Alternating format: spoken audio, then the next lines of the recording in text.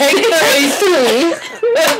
Hello, we're back with our Glee chat with special guest 1D. And Special Ed. And me. Apparently, Liam really liked it. He told me so himself. So, congratulations, Ryan Murphy. You have the Liam Payne seal of approval. Anyway, what did you guys think? A lot better than what we had been getting for a while. Yes. Honestly. That is true. Consistent humor, consistent good, dialogue. Although I thought the sword fighting in school... Oh, hon, that was hot. And... A metaphor for... I'm sorry, that was a metaphor. For if they're playing with their swords like that... In front of everybody? And they're that mad, they like it angry. Woo! I was writing some claim fanfic in my head for that. Can we also just talk about the fact that we were all bonding over the fact that nobody talks about whether or not they're going to have sex in church? Yes. That is something that we need to address. Unless they're a married couple trying for a child. And even then, you don't talk about it in church. Granted, I'm not a church person. I'm not a church person. Never really have been. Anyhow, you do not have the sex conversation in the middle of church with the past. You don't sing about that. You don't do that. Irony? That I'm reading this in the middle. Okay, you grew up going to church. What? Explain how that's awkward. Every single, even if we had the sex homily. What is that? It's where we talk about natural family planning. It's where we talk about how if you chart your cycles and you can figure out when you can get pregnant or something. I don't even know. I don't even believe in it, whatever. But, even when we have that talk, it's still awkward. You don't talk about sex in church. I'm sorry. Too many people go to church. You don't talk about that. Also, Sam being one of the few white people in that church. I mean... And you sure as hell don't stand up and sing a song saying, let's do it. I've heard those churches can be quite, if you're into, spiritual, harmony and that kind of thing, it's good, but I felt like Sam he made some very inappropriate comments. Fish out of water, really. Yeah, it was just kind of awkward. And does anyone else remember the comments he made about, the weave last week? I was waiting for something bad to happen. Yeah. Another thing I would like to address is yes. You don't take your boyfriend to church to sing them a song about how you want to do it. Exactly. It's not like I do it in the road. It's not like you walk into church and they're like, I want to sex you up. You don't do that. No. I don't understand why the church was abnormally Now, given, I'm sure that there have to be some little teenagers that dream of more than hand-holding in the pews, but yeah, I'm sure this used to be one of those. Sidetrack in school. Sidetrack. It's with everybody. What do you think of that family that is the 19 kids and they're like, we're not going to hold hands until we're engaged? Those people are stupid. I'm surprised, honestly, Ryan Murphy hasn't made, some sort of joke about it. There's a lot of different humor. Does anyone notice that I was earlier watching the Glee Glee along, and I thought it's interesting that Ryan's kind of stepping back into directly the production. Maybe that's a correlation with why this episode is so much better than what it has been. You know what I mean? I just think there's a correlation. But another thing I would like to talk about. Blaine, once he explained all of that to Kurt, I just wanted to give him a big whole hug with a happy ending, if you know what I mean. But in the beginning, I was just like, honey, what are you doing to those beautiful abs? They're freshmen. They've never been out of Lima. No, they are. Yeah, no, I was the same way when I was a freshman. Trust me. I don't know if I was necessarily like that. I don't remember. I actually lost 15 pounds freshman year, so I don't. I gained 2. Lucky. But there's an explanation for that. Because in college, you become a lot cheaper. No, that's just you. Well, a lot more frugal when you have allowances and stuff, because my first year I had an allowance, and my dad wouldn't let me go over my allowance. It was a budget. It was a sort of pseudo-budgeting. I had a meal plan my freshman year. Me too. I had a meal plan for actually the 3 years I was at Ball State. And, To tie it back what sucked was, I don't know how we're getting on this topic, you, like, no matter how much you got, like, of food and stuff, you would be swiped a certain, like, number, like, price.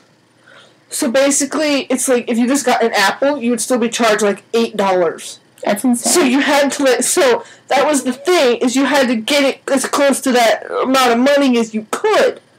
Because it's like, why would I... Yeah, there's no cafeteria life in Glee, though. Given Niana's probably small, but I love the glimpse into like a different school, like Artie school. That was kind of nice. Was cool. That was nice to see different characters. The same hallway set. I can say from personal experience, film school ain't like that.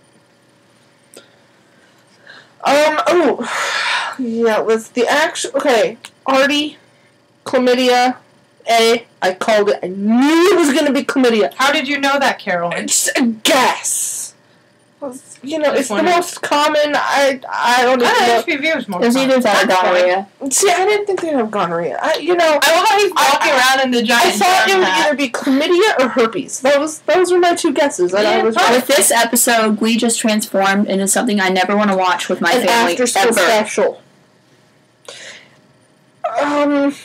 And I'm not saying that as a bad thing. I'm saying that as I don't want to sit in the room and watch it with my parents. No. Or, frankly, you have more liberal parents than I do. Would you want to watch that with them? No, because yes, my parents are a little more free-thinking, but at the same time, when it comes to me and those topics, they are... Oh, what's an analogy I can use? They're the opposite when it comes to me. Let's see. I just felt like the storyline of Artie turning into a man whore kind of out of nowhere. It was a little forced, but at least he got a solo. Hey. And a Robert Palmer song, which is never a bad thing. Why can he not get more boy band songs?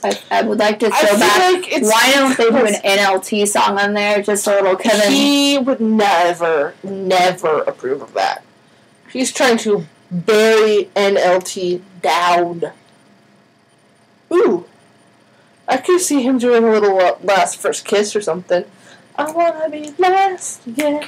Baby, if they've done What Makes You Beautiful, have they signed... They've done What Makes You Beautiful and Live While We're Young.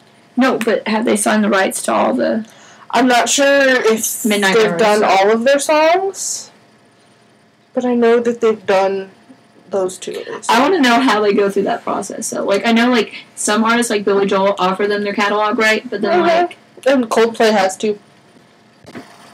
Maybe because he's close with Gwyneth Paltrow, never mind. Never mind, and not anymore, from what it sounds like. No. Ryan Murphy was close to Gwyneth Paltrow, who used to be married to... never mind. I predict we won't be seeing too many more Coldplay songs in the future. Well, they already signed their whole catalog. Anywho. Anything else you two would like to talk about from this week? This episode, I have a new thing. This whole sex thing in general. I have a new thing that we can try. Each of us go, Kara, if you had to give this episode a rating, what would you rate it? I feel like it's still not season 1 level of funny, but I would rate it a 7, which is a lot better than the previous episodes. Okay, Kara would give it a 7. Jordan, what would you give it? I felt like it still was acting like when the Glee went downhill and had stupid episodes. I hated the songs. So, I hate the fact they don't have themes anymore, but that's not the point. I give it about a 5 to 6. 5 to 6. I agree with Jordan having the music not being the best. And I also agree with Kara that, it's a lot better than some of the episodes. Christmas episodes. Bring that up. Good sweet baby Jesus in the manger. The puppet episode. Spanish teacher. I have a theory for this. I like to think of it as Glee testing how little effort they can put into writing an episode and getting it on air. Yeah. Okay. Anyway, I would give it a 7. Died and now they don't care. I would give it a 7, but honestly, I feel like For once, Rachel wasn't the center. Where was I going with it? Oh, Lee didn't sing at all in this episode. I'm kind of not sad about that. Anyway, I feel like with as many writers as they have, they could at least try to find some kind of plot line. Maybe that's just me shooting for the moon here. Of, hey, let's have a plot line and some continuity and things that actually make sense. I feel like Glee really sucked when it comes to plots. Yeah. Anywho, any parting words, ladies? What about the whole, we were all talking in the middle of the episode, like, what would we do in the whole situation with Sam and Mercedes? Like, well, seeing as you're the single one. And you're pseudo-single. Pseudo-single. I'm in between. That's what I call pseudo-single. In your head, you're just like, you're already... I'm committed. You're committed without yet being officially... I'm talking. Definitely. Now, as somebody that's dating somebody that likes certain things in life, but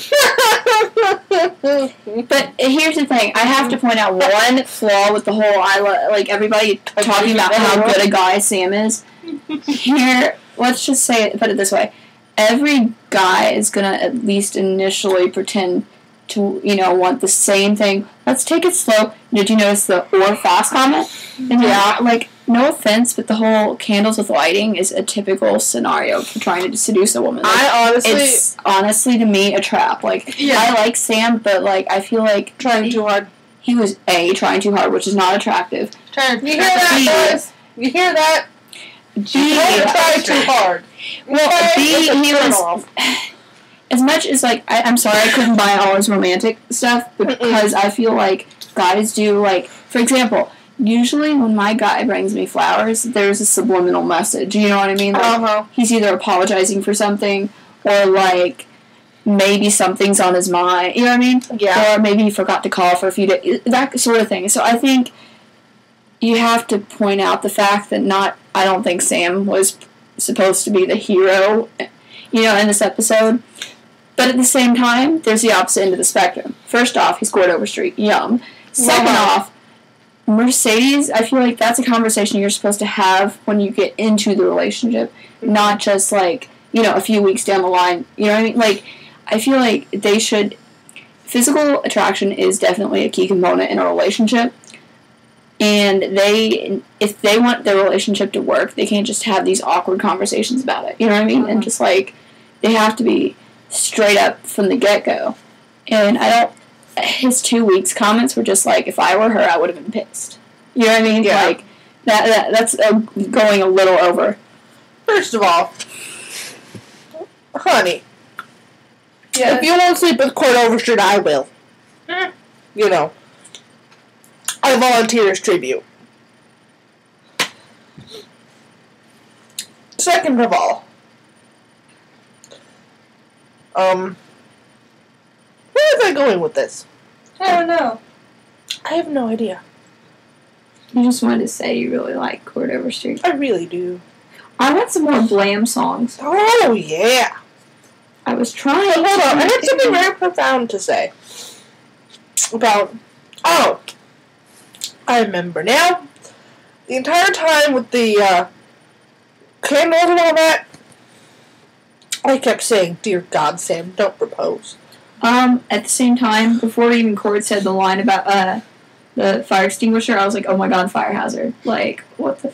I was like, "You better." I got wedding proposal too, and I'm like, "Are you really gonna be that stupid right now?" The worst thing is, I'm seeing that as the first, in my mind, as the first couple to get hitched, and not for the good way. I can see the way they're going about these plot twists. It's gonna be my boys. It's gonna be my babies. No offense, but Mercedes and Sam Sykera are just awkward. They kind of are. I don't even know what it is. They have no chemistry. We're forcing them to work. To be fair, though, is there any Glee relationship that's not awkward? Plain. Yeah. Well, that's just because they're... Even the conservative Republican just said that. That's just because they're perfect. Quinn and Puck, but they're not on no more. I mean, don't even get me started on Wemma. Can we just have some, if we're going to talk about adult themes, can we think some certain Rihanna songs we'd like to sing with Blaine and Kurt? S&M. That would be amazing. that made me laugh. I loved that part when they're talking about clap. I was like, oh, that's such a subtle thing, but I love it so much. What about S&M? That could work. In all seriousness, that would be hilarious, actually. What was the comment that you actually told that you were like talking to her? She said about conservative Republicans that you were like, oh my god, even the conservative Republicans said it. What was it? Oh, that's happened more than once tonight. It was you're talking about, like, if you want, you just, like, just do it already. Yeah. Thing. Yeah. Let's shut up and do it already. We don't really care. Yeah. Because it's so awkward. They get ready to do it, and then they, like, stop, and then they have this weird-ass awkward conversation. I'm like, you're on top of him, just do it. You're to be fair, that does happen, at least with certain people in relationships, where you'll, like, kiss and hold the shut up. Certain people... I'm not actually doing anything, just kissing, and then I'm like, oh, I forgot about that thing. That sounds like me. No, it wasn't really like that. Mine was just like... So, I don't even know what mine was. So the preview for next week. Okay, talk about that? Okay, yes, we're 16 minutes right now. We're gonna get to next week's preview. I don't even remember it. Oh wait, yes I do. Never mind. Rachel's opening night. God help us all. Yeah, Lord. Sue. Lord help you in your house after that. Either way. Anyway. Sue, Tina coming back. I mean, really. Ew, I missed that part, and I'm glad I did. I don't like Tina. I don't know why. Is it only for one episode, please? I don't like Tina. I love Jenna Ushkowitz, don't get me wrong, but can you hate... I hate a character so much. I hate Tina. But I hate how she's such a bitch. But ew, Will's back. Ew. Will, ugh, I thought we were over that sweater vested. Why is Sue coming back? Rachel's not. About this episode, though, the best performance was totally Klaine in their performance of Pat Benatar's. Oh yeah, Love is a Battlefield. It was okay. We before we go, we would be remiss if we did not mention 3 words I thought I would never ever say: shirtless Chris Colfer. Not even Darren Criss. Oh God, where did he get that body? Where have you been, boy? Where have you been hiding? It doesn't even go with the face. I know. It's like it's super... I'm like, it's not. Oh, God. Please date me. Like, Will Sherrod. Round of applause to you. It's his boyfriend. I mean... Oh, in real life? Yes. Ah. Kudos to you, Will Sherrod. If your boy ever turns straight, tell him to call me. Call me. No, don't call her. Call me. Indiana, Evansville in particular. Just call me. You got to, you know what that means, though, right? We're gonna have to share. No, not... Anyway. Stop! God! Oh, look what Bree just sent me. You need these, Kara. Sorry. It was cats, if you're wondering. Cat shoes Jordan must have. They are obsessed with cats. I am abnormally obsessed with considering cats. This is a long-ass video. Adios. Would you two like to say goodbye, Heckle and Jekyll? Bye, world. Hey. Should I apologize to the people in certain countries for offending them? No. I'm just going to say that guy up there. I deleted his country. it. I deleted it. I love that video, though. Hey, you, Snapchat. Rapunzel. Okay. Oh, yes, goodbye, long hair. Okay, goodbye. Goodbye, world. Karen, get off the screen.